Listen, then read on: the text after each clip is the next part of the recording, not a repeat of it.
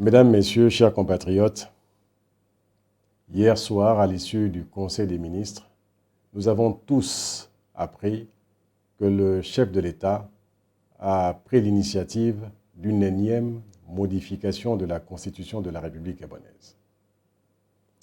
Cette modification concerne à peu près une trentaine d'articles. C'est une modification majeure.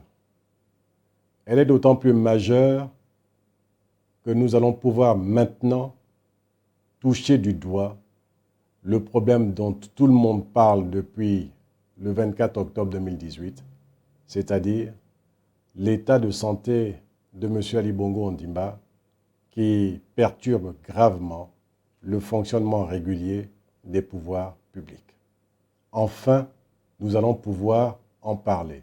Enfin, nous allons pouvoir organiser cette vacance de pouvoir pour le bien de notre pays, pour le bien du Gabon. Je regrette cependant que pour régler cette question, il soit fait référence à une vieille disposition de 1979 qui mettait en place un collège de 4 personnes à l'époque.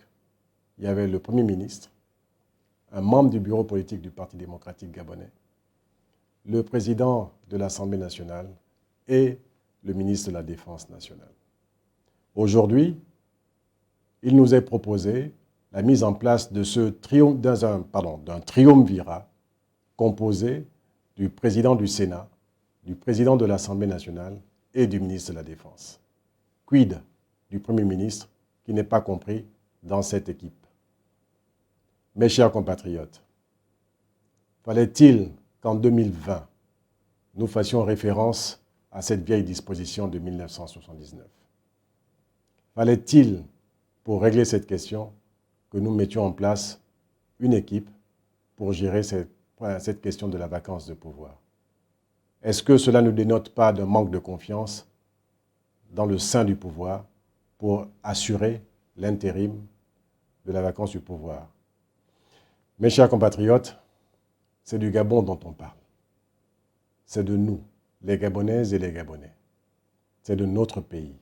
Enfin, depuis 2 ans, nous en parlions et nous le disions qu'il fallait trouver une solution à ce problème de la vacance de pouvoir.